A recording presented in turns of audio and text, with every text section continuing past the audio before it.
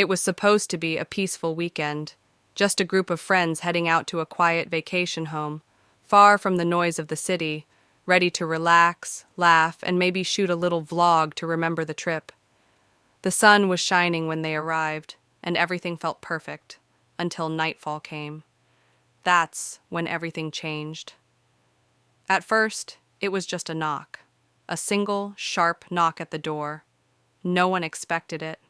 They weren't expecting guests. Out there, in the middle of nowhere, the sound echoed differently, sharper, more chilling. They looked at each other, confused. Maybe it was a lost hiker, a neighbor. But as the knocking continued, steadier, louder, more aggressive, it became clear. Whoever was on the other side wasn't just looking for help. Inside, the tension started to rise. Phones had no signal. The house, though cozy by day, suddenly felt like a trap. Each window seemed too wide, each curtain too thin. And still, the knocking didn't stop. They tried to act brave. They peeked through the blinds, whispered plans, argued about what to do next. But the truth was, none of them were ready for what was coming. The night had only just begun, and what waited outside was more than just a stranger. It was a game, a test, and someone, or something, was watching, waiting, and enjoying every second of their fear. What started as a weekend getaway was quickly turning into a nightmare. And the question now wasn't who was knocking, but why. As panic starts to creep in and secrets begin to surface, the real story is just starting to unfold. And that night, they would all learn. Some knocks should never be answered. The group had arrived just a few hours earlier, 5 friends who hadn't been together like this in a long time. There was Emily, always the calm one, trying to keep everyone grounded.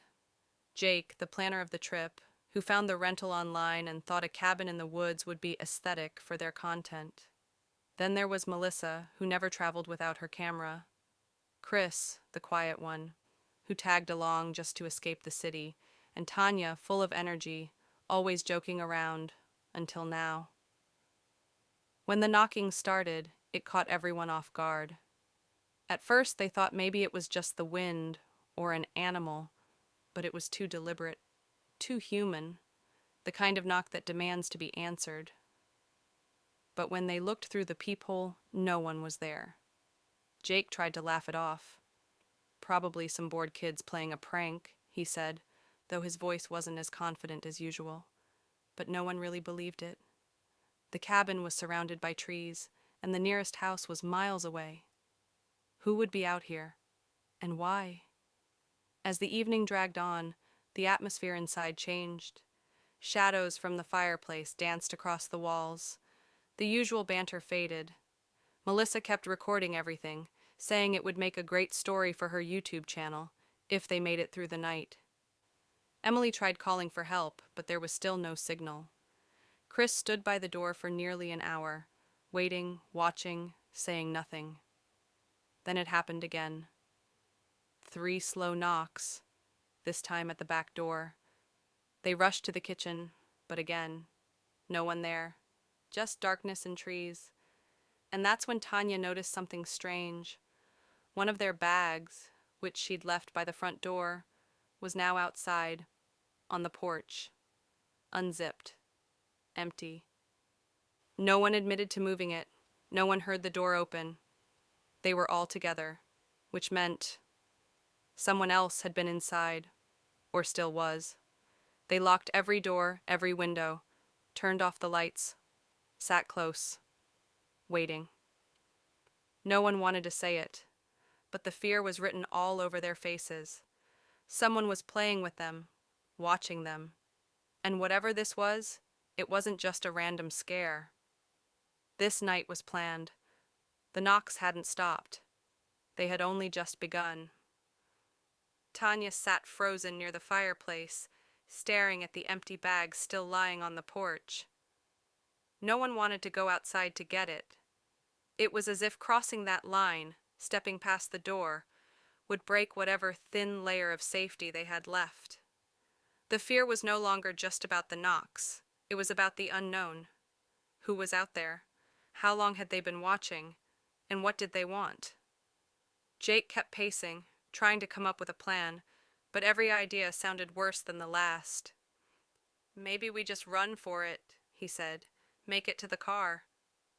But Chris quickly reminded him that the car was parked down the hill, through the trees, and they'd have to pass the back porch, where the second knock had come from. Jake didn't argue after that. Meanwhile, Melissa had stopped filming. She sat with her camera in her lap, whispering that something didn't feel right about this place, even before the knock started. She said the moment they pulled up to the cabin, she had felt watched. She hadn't told anyone because she didn't want to sound paranoid. But now, it felt real. Too real. Emily, trying to stay calm, started checking every room. She noticed something odd in the upstairs hallway. Dust footprints on the wooden floor. Not from any of them. The prints were narrow, barefoot, and going in a direction that didn't make sense, toward a locked attic door none of them had noticed before. She called everyone upstairs, her voice trembling. When they saw the door, something shifted. It wasn't just fear now. It was realization. Maybe this wasn't about someone outside trying to get in. Maybe someone had already been inside the whole time. They argued over what to do. Should they open the attic? Block it off? Leave the house? But before they could decide, a sound came from behind the door. A slow, dragging sound, like something being moved, or someone shifting their weight. Then came a soft tap. Not a knock this time, just a tap. Deliberate, measured, too close. The air grew heavier, every breath felt louder. No one moved. No one dared speak. The knock at the door had started the fear, but whatever was upstairs, that was something else. And the night was far from over. The hallway felt colder now. None of them could explain it, but the air near the attic door had changed. It wasn't just fear. It was like the house itself was holding its breath. Emily reached for the attic latch, hand trembling. But Jake grabbed her wrist and shook his head. "We don't know what's up there," he whispered. "What if that's what they want?" They all stepped back, unsure of their next move. Just then the lights flickered, once, twice, and then went out completely. The house sank into silence and darkness. Tanya screamed. Melissa fumbled for her phone to turn on the flashlight, but the battery had died. The last thing it had recorded was the attic door, slightly cracked open. Panic took over. They moved together, using Chris's lighter for light, casting long shadows on the walls. The group stumbled down the stairs, nearly falling over each other. They needed to find something, anything to protect themselves. Jake grabbed a fireplace poker. Emily found a flashlight that barely worked, the beam weak and flickering. Suddenly, glass shattered from the kitchen. It wasn't just a knock this time. Someone, or something, was now inside. They ran into the living room and locked the kitchen door behind them. Heartbeats pounded louder than footsteps. They could hear movement. Slow, deliberate steps on the wooden floor. Not rushing, not hiding, just walking. Like whoever it was already knew there was nowhere for them to go. That's when Melissa noticed something on the walls. Polaroid photos, dozens of them, hidden behind a curtain. Pictures of them, taken earlier in the day, some from inside the cabin. Shots of them eating, laughing, even sleeping. No one had seen a camera flash. No one had heard a shutter. They weren't just being watched, they were being studied. Jake's hands shook as he flipped through the photos. In one of them, there was a figure, tall, wearing a mask, standing just outside the window. Another showed the same figure in the hallway upstairs, right near the attic. Emily whispered, "They've been in here the whole time." And just like that, the last bit of control they had slipped away. Then they heard it, footsteps from the second floor. Slow, heavy, coming down the stairs. They had no time to run, no time to hide. They backed into the center of the room, clutching anything they could use as a weapon. Tanya was crying now, whispering, "This isn't just a prank. This is real." The footsteps stopped at the edge of the hallway. Silence. Then another knock. Not on the door. This time it came from inside the room, from the closet just behind them. They turned as one, eyes wide, frozen, and then darkness swallowed everything. The closet door creaked open slowly, the sound slicing through the silence like a blade.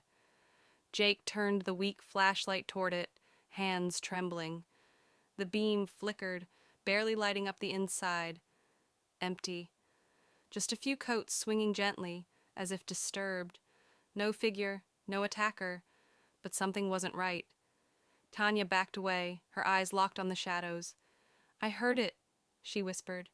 "It came from there. I swear I heard it." Before anyone could respond, a loud crash echoed from upstairs, the sound of something heavy being dragged. Again. That same slow, scraping movement they'd heard behind the attic door. Chris took a step toward the stairs, but Jake stopped him. "No," he said. "That's what it wants. It's splitting us up." Just then, Melissa's phone lit up unexpectedly. Not with a call or message, but a video. A video that had just been sent to her gallery. No name, no number, just a 5-second clip. She hit play. The group crowded around the screen. The video showed the living room they were standing in, just moments ago. The camera angle was from above, like from a hidden corner in the ceiling. It showed them standing, panicking, talking. Every second of their fear was being recorded. Live. "Someone's here," Emily said quietly. "They're in the walls, or under the floor." They had no idea how many of them there were, or how long this had been planned. But it wasn't just one masked stranger. This was bigger, smarter, coordinated. Then, the second twist hit them like a punch. A loud metallic click came from the front door, the lock turning. Slowly, from the inside. The door opened on its own, and standing there wasn't a stranger in a mask. It was Ryan, Tanya's older brother, the one who was supposed to meet them at the cabin a day later. His clothes were torn, eyes wide, face pale. He stumbled in, barely able to speak. "I've been hiding. I came early, wanted to surprise you guys, but they got here first." His voice cracked. "There's more than one. They're everywhere." He pointed toward the attic. "There's a tunnel. It leads outside. I saw them come through it. They live out here. Or at least they know the land." Before anyone could ask more, another sound tore through the air. The sound of chanting. Faint, distant, and coming from the woods. Everyone froze. Through the windows, flickers of light moved between the trees. Dozens of them. Torches. Ryan fell to his knees, whispering, "They don't just watch. They take people, one by one." Jake grabbed the poker tighter. "We're not going to wait around." But the group already knew. This wasn't just about escape anymore. The game had changed, and the night wasn't done with them yet. The chanting grew louder, echoing through the trees, surrounding the cabin like a circle tightening with every second. The flickering torchlights outside were closing in, dozens of shadows weaving through the woods. Inside, panic hit its peak. Ryan's warning about the tunnel was the only hope they had left. Jake led the way to the attic, the group stumbling after him as the floor creaked and the air thickened. The attic door swung open, and inside, beneath a dusty rug, was a trap door. Just like Ryan said. Chris yanked it up, revealing a narrow dirt tunnel barely wide enough to crawl through. Melissa hesitated. "What if they're already in there?" Jake didn't answer. There was no time for doubt. One by one, they climbed down. The tunnel was cold, damp, and completely dark, the air heavy with earth and rot. They crawled in silence, the only sounds their breaths and the faint shouting now coming from the cabin behind them. Someone had entered. The attackers were inside. Emily kept glancing back, whispering for Tanya to move faster. Suddenly, a scream echoed from the house. Ryan. Then silence. They didn't stop. After what felt like forever, the tunnel opened up into the forest. Moonlight spilled over a narrow path just beyond the trees. They ran, not looking back, until the cabin was no longer visible. Only when they reached a small paved road did they finally stop to breathe. A car appeared in the distance, headlights flashing. They flagged it down. A local forest ranger. He took one look at their terrified faces and didn't ask questions. "Get in," he said. "You're lucky. People don't usually come out once they've been taken." The group fell silent, relief mixed with confusion. Back at the station, as they explained what happened, Melissa pulled out her phone to show the ranger the footage. But her gallery was empty, every file gone. No video, no photos, not even the Polaroid she snapped earlier, as if none of it ever happened. Then the ranger turned toward them slowly. "You said you were staying in the Ash Grove cabin?" he asked. They nodded. His face went pale. "That place burned down 2 years ago. No one's lived there since." Silence dropped over the room, and outside the station window, a single knock echoed in the dark. The knock at the station window sent a chill through the room. Everyone froze, eyes locked on the dark glass as the sound echoed again, soft but unmistakable. Jake slowly approached, heart pounding, and pulled back the curtain. Outside, there was nothing but empty parking lot and the quiet night. No one, no figure, just the cold wind rustling leaves. They looked at each other, unsettled, but the ranger shook his head. "Sometimes," he said quietly, "old places have a way of not letting go. Stories get tangled up with reality, memories, fears. They all mix together." Emily swallowed hard, realizing that what they thought was real might have been something else. The cabin, the terror, the knocks, the strange videos. Could it have been their minds playing tricks? Or something darker? The ranger handed them blankets and coffee. "You're safe now," he said, "and sometimes that's all that matters." As dawn broke, the group sat together, exhausted but grateful. Tanya called her parents to say she was okay, and Ryan's pale face finally relaxed. They talked quietly about what had happened, what they remembered, and what might never be clear. The mystery of the night they knocked wasn't just about a terrifying visitor. It was about fear itself. How it can trap you, distort your world, and blur the line between what's real and what's imagined. Melissa, despite losing the footage, promised herself she'd tell their story. Not just the scary parts, but the moments when they stuck together, when they fought fear with courage, even when hope seemed lost. That night changed them all. It wasn't just a story about a haunted cabin or strange intruders. It was a reminder that sometimes the scariest things come from inside us. Our doubts, our memories, the shadows we can't always explain. As they left the station, the sun rising higher, the world seemed a little less dark. But the knock, the sound that started it all, lingered in their minds. A quiet reminder that some mysteries don't end neatly. Sometimes the night keeps knocking long after the door is closed, and maybe that's okay, because facing the unknown, that's what makes us human,